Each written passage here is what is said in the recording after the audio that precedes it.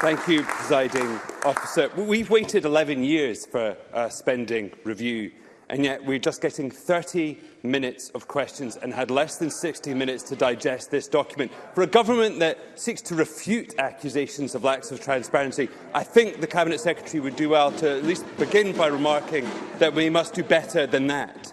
But there are three big problems with the statement provided by the Cabinet Secretary. First of all is the lack of context and insight.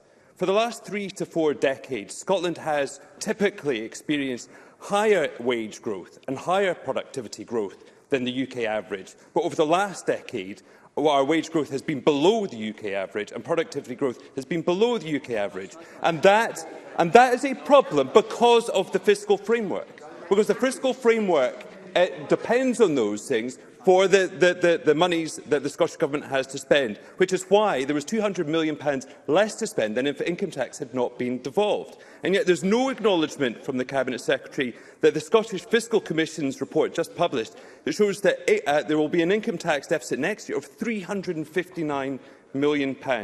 So there is no acknowledgement of those. Secondly, there is no sense of government getting better. The reality is that ministerial salaries have doubled. Quangos are up by a third in the last decade. The cost of government has increased by £2 billion to £4.5 billion.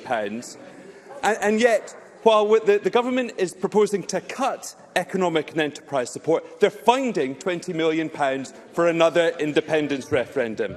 And finally is the lack of data. We've waited 11 years, and yet there is no detail.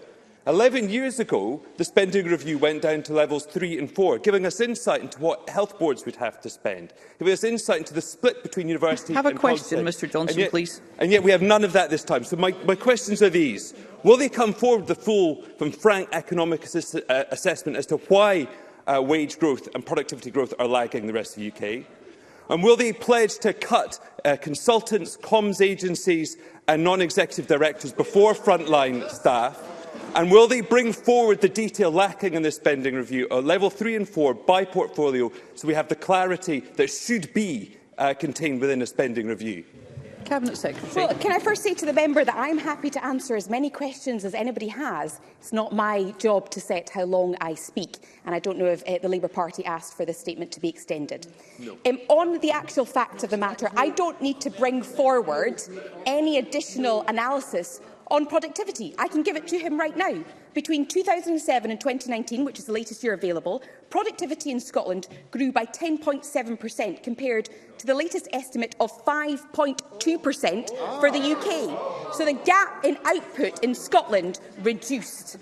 In terms of income tax, it's interesting to hear the Labour Party now advocating for a different approach to taxation, when in Scotland the lowest paid pay less and the highest paid pay more. It is a far more progressive approach, and it has also raised revenue for the public sector. And lastly, on pay.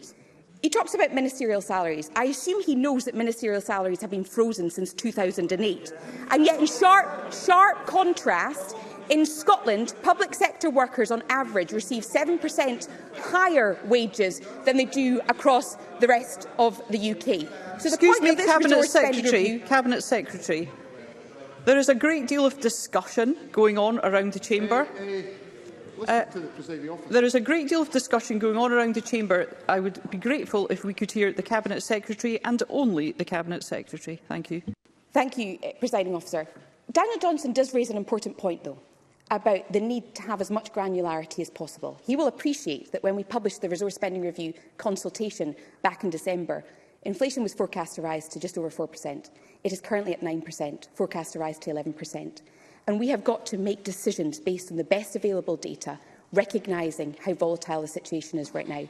So we have set out as granular data as we can, with a view to updating that in advance of next year's budget, and this is not a budget.